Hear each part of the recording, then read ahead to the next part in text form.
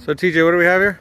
This is the village of Chorazin, one of the villages where Jesus spent the most of his time. And we'll be walking past some ritual baths along here, which again witness to the people taking their faith very seriously. And we're going to end up at the synagogue, which is right over there, under those shade cloths. And we'll have some passages from the Gospels to read in the synagogue, and some discussion, some very interesting relics to look at. So, all right, let's walk through. Let's walk down the path, the highway of Chorazin. Now, TJ, why is it Chorazim or Chorazin? Good question. In Aramaic, it would end with an N, Chorazin, but in Hebrew it would end with an M, Chorazin. Yeah. So, which language is cooler? They're both interesting. I'll go with the Aramaic because Jesus spoke Aramaic, right? He also spoke Hebrew. Oh, he spoke both? Yeah. Jesus was so trilingual. Was Aramaic kind of like the slang of the time? Aramaic was the international language, so it was shared between Syria, Lebanon, this area, the Levant, Egypt. Hebrew was the local language. Okay, Hebrew was local. Interesting. In the 600s. Is this reconstructed, or they actually found it like this? This structure down here was, that's the way it was. The arch has been rebuilt, and the walls around it have been rebuilt. No, this is... What is that, shale? Because like, I have not seen this in Jerusalem at all. That's basalt, I'm pretty sure. So this is Greek, this is Byzantine. Okay. Because I haven't seen this at all. So this is the synagogue. Yeah, and then if you come So here you can go down here, huh? If you come down here, you can see right down here. A mikveh. If you look in here, there's a ritual bath, A mikveh? a mikveh, How did they get in there? It's with the stairs going down it. So the fact that it was covered shows that they were very well to do. No way. And this again is where the idea of baptism comes from. John the Baptist was the one who took the idea of going down into there, and of course it was the Holy Spirit working through him, but he said, this doesn't just clean you, it also cleanses you from sin. So this is the entrance here. So there's steps in there. Here, come over here. You can go down. It was covered for respect.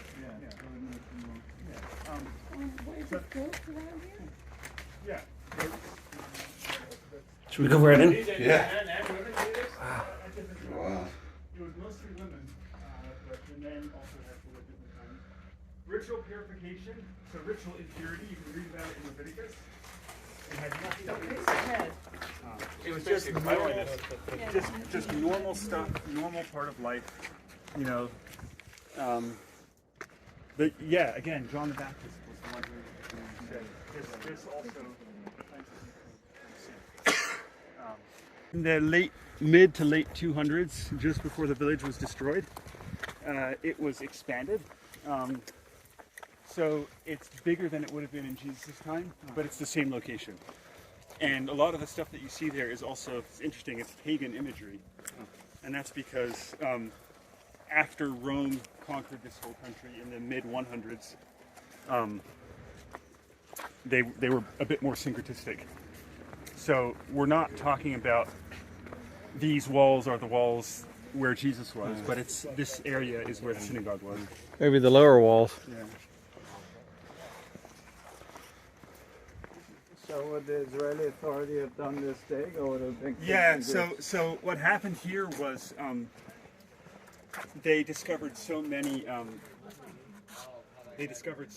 remains from Chorazin that the government paid attention. They made it into a national park. This is now officially a national park.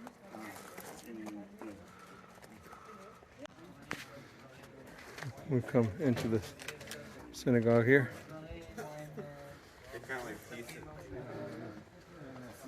So these pillars are all original from 2nd century? Yeah.